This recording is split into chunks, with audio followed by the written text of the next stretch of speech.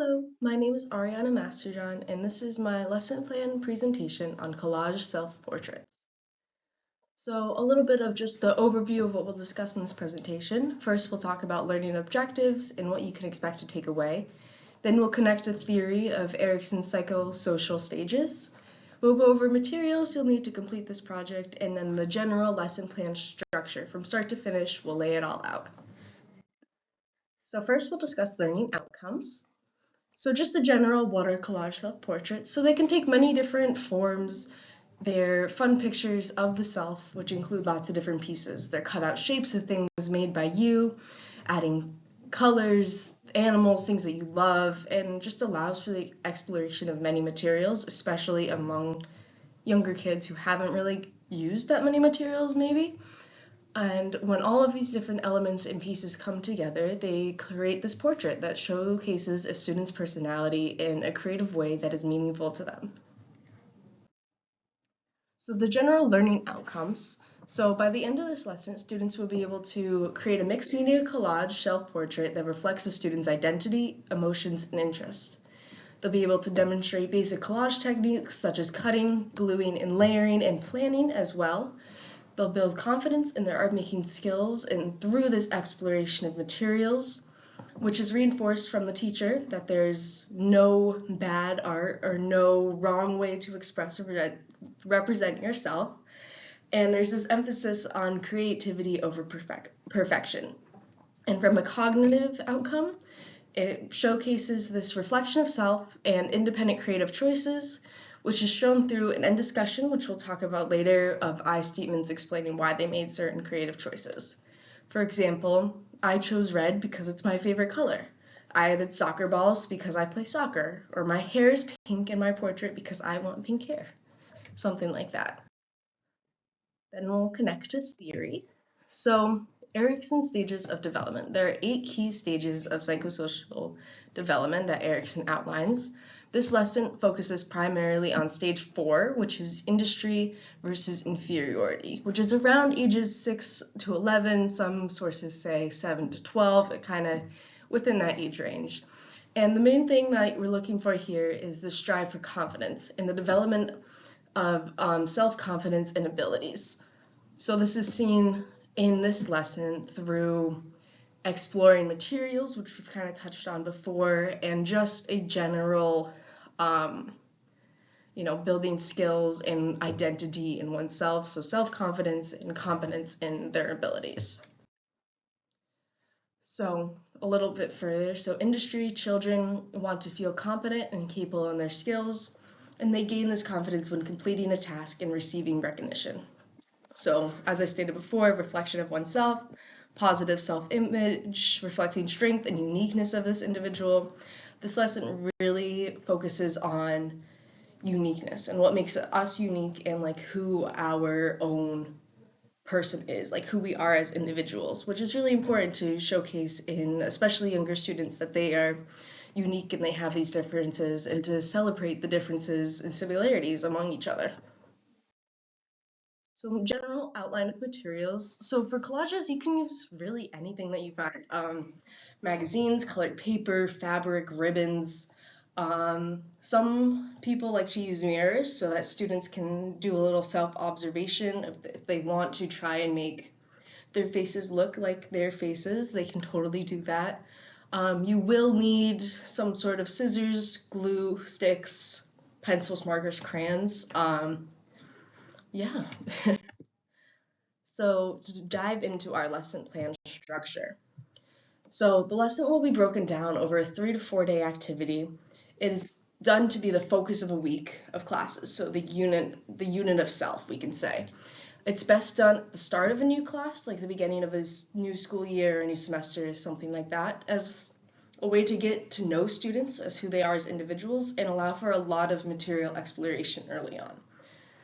So kind of just a general overview breakdown. Day 1 will kind of just introduce the unit and do this idea formation. Day 2 to 3 will reflect the art making process and where students are actually hands-on building and making their portraits. And day 4 is a general reflection of work, which will take place in the form of a gallery walk.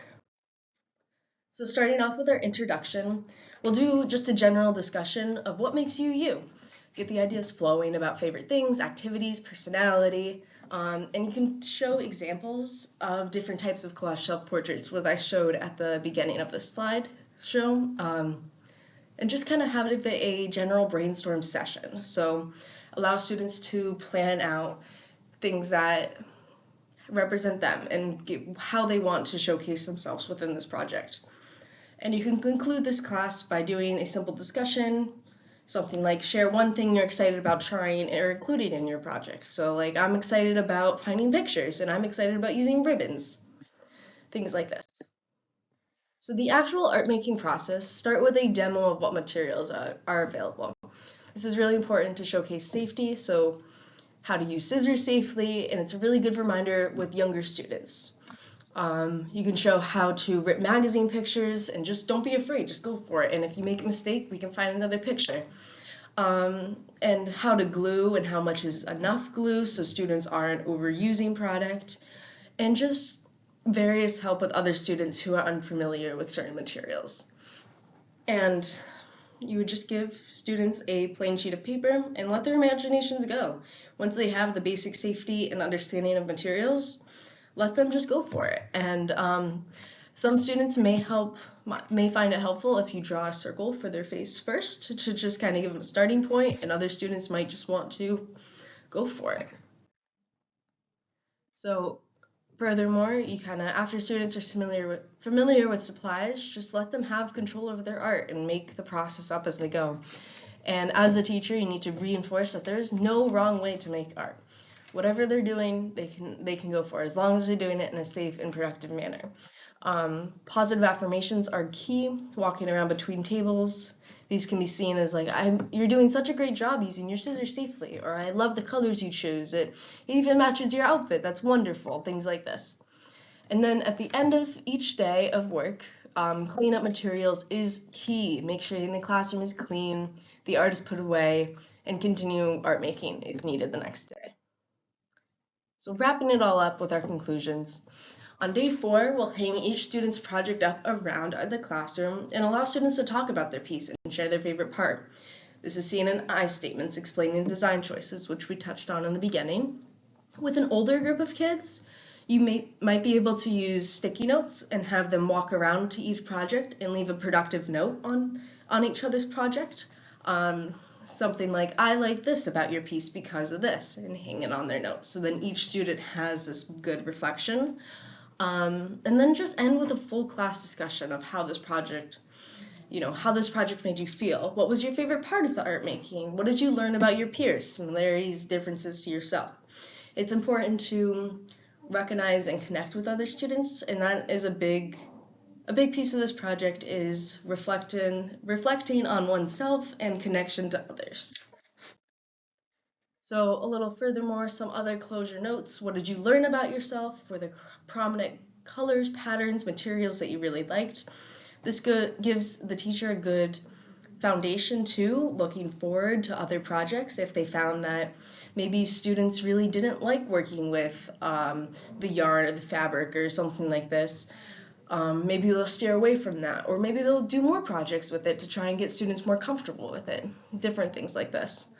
And just overall assess confidence and skills, trying materials, reflection, self-reflection improved over the lesson through engagement, visual assessment of the project, emphasizing again creativity over perfection in the verbal discussion, contribution. This is how this project is kind of assessed from a teacher perspective.